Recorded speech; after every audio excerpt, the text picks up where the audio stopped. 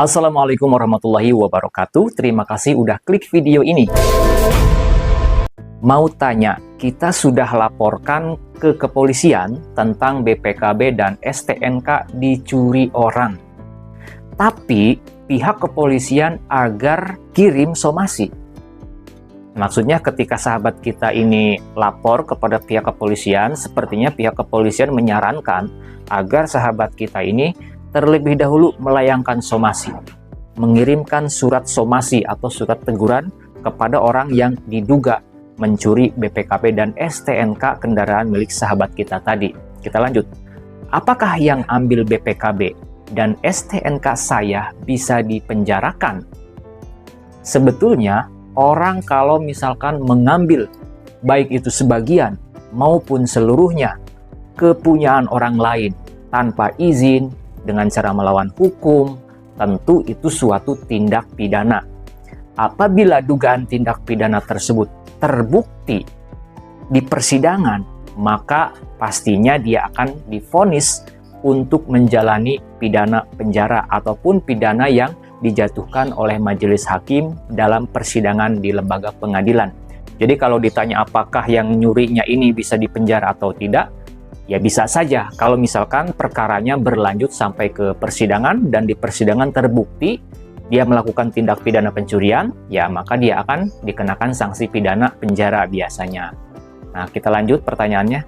Dan kemana saya harus laporkan biar cepat ditangani selain di kepolisian? Ya sebetulnya kalau untuk melaporkan suatu dugaan tindak pidana, itu ya memang biasanya dan mayoritas dilaporkan kepada pihak kepolisian. Karena ya polisi kan kewenangannya untuk melakukan penegakan hukum, melakukan penyelidikan, penyidikan, menerima laporan dari masyarakat, laporan dan pengaduan, kemudian menindaklanjuti laporan dari masyarakat tersebut. Namun dari pertanyaan sahabat kita ini tadi kan nanya supaya cepat laporannya ditindaklanjuti, itu kemana ya selain lapor kepada kepolisian? Ya tentunya kalau tindak pidana, apalagi pencurian, ya tidak ada tempat yang lain selain kepada pihak kepolisian. Cuman masalahnya mungkin di sini pihak kepolisian yang dituju oleh sahabat kita ini responnya tidak begitu tanggap mungkin ya. Apakah tidak ditanggapi atau misalkan seperti apa? Kita juga belum tahu. Nah, namun dari adanya komentar sahabat kita ini menimbulkan suatu pertanyaan bagi kita.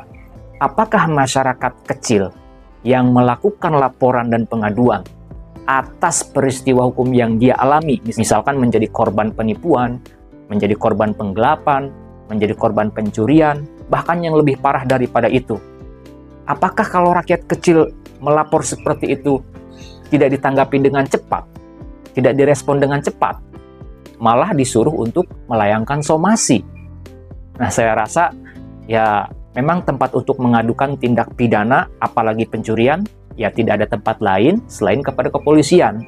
Nggak mungkin kan kita ngadunya ke KPK, nggak mungkin juga ke kejaksaan. Nah, dari pengalaman sahabat kita ini, tentu kita berharap agar pihak kepolisian melayani dengan baik, merespon dengan cepat, kemudian juga menindaklanjuti setiap laporan yang dilaporkan, yang diadukan oleh masyarakat. Semoga pihak kepolisian tidak pandang bulu, tidak melihat materi, tidak melihat jabatan.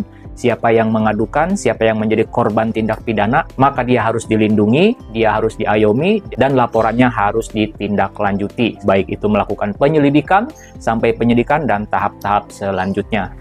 Tentunya kita berdoa dan kita berharap agar kepolisian kita, Polri, bisa benar-benar menjadi pengayom masyarakat, pelindung masyarakat, dan penegak hukum tanpa tebang pilih.